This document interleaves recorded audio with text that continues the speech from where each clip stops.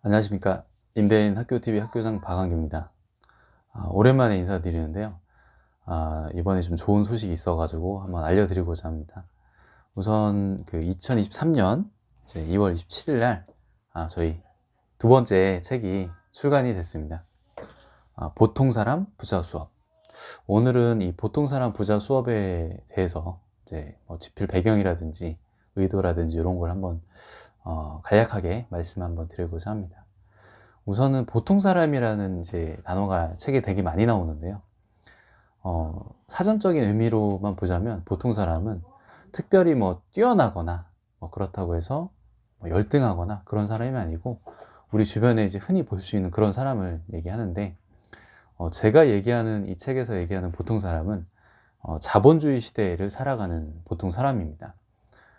자본주의 시대에서는 이제 부모님한테 뭐 물려받은 그런 재산이라든가 뭐 다른 이제 금전적으로 그런 게 없다고 하면 여기 자기 자신 그 하나뿐인 내 몸을 가지고 이제 노동을 통해서 이제 소득을 벌어들이고 부를 쌓아야 하는 그런 상황에 지금 있는 사람들이 보통 사람인데, 사실 그런 관점에서 보면 저도 지극히 보통 사람이에요. 저는 2007년도부터 현재까지 한 직장에서 근무를 하고 있고 16년 차죠. 그 전에 2년 4개월 동안 군에서 이제 ROTC로 소위로 임관해서 2년 4개월 동안 군복무까지 합치면은 거의 18년을 이제 근로소득자로 좀 살고 있는 상황입니다. 하지만 좀 다른 점은 그 사이에 저는 이제 근로소득을 사업소득으로 전환하는데 어느 정도 성공을 해서 지금은 이제 제가 일하지 않아도 저희 부동산에서 나오는 그런 월세 소득을 가지고 충분히 생활할 수 있는 그런 이제 여건이 됐기 때문에 그런 점에서 좀 다른 점이고, 그런 과정에서 제가 이제 느꼈던 바, 그리고 좀 더 효율적으로 그런 구조를 만들 수 있는 이제 마인드라든지 그런 거를 이 책에 좀 많이 녹여서 담아봤습니다. 제가 이 책을 이제 쓰게 된 그 계기, 뭐 배경, 이런 걸 말씀을 드리자면, 사실 재작년부터 우리나라에 지금 심각하게 이제 문제가 됐던 게 영끌, B2, 빚을 이용해서 투자를 하든지 영혼까지 끌어모아서 투자를 하는 그런 게 사회적으로 문제가 지금도 이제 되고 있고요. 한창 문제가 됐었죠. 근데 저는 그런 현상을 보면서 분명히 저게 잘못된 길이고 잘못된 걸 알 수 있음에도 왜 저렇게 할 수밖에 없었는지 그런 좀 안타까움이 좀 생겼었습니다. 그래서 그런 걸 지켜보면서 무엇이 우리 사회를 이렇게 만들 수밖에 없었나, 그리고 왜 이런 방향으로 갈 수밖에 없나, 그런 거에 대해서 좀 고민을 해봤어요.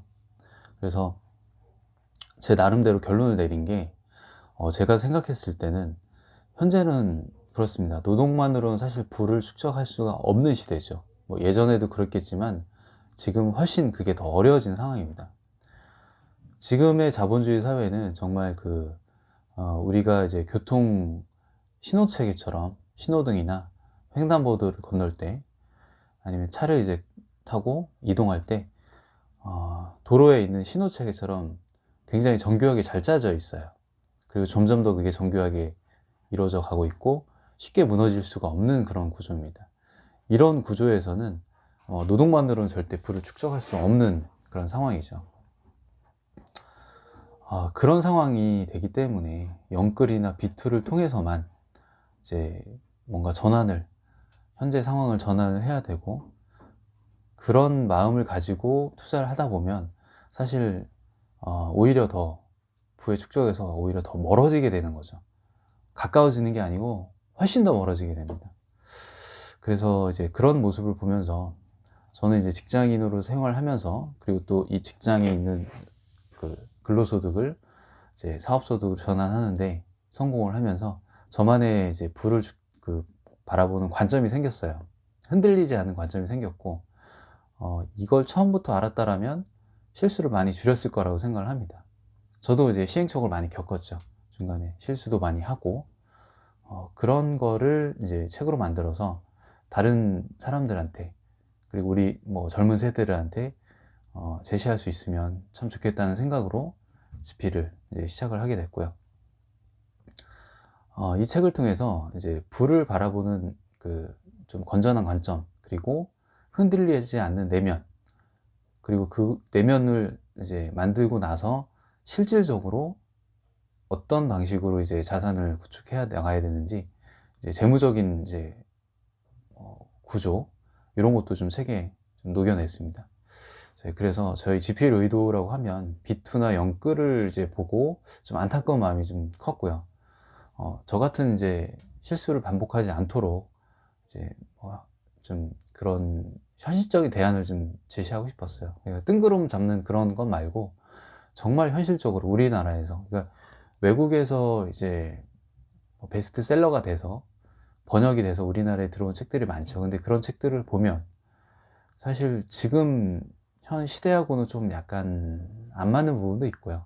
그리고 실질적으로 와닿는 부분이 좀 이제 부족한 것도 사실입니다. 그래서 그런 부분들 때문에 저 나름대로 지금 이 시대를 지금 저도 같이 살고 있는 사람으로서, 보통 사람으로서 좀 그런 대안을 제시하고자 이렇게 집필을 하게 됐고요.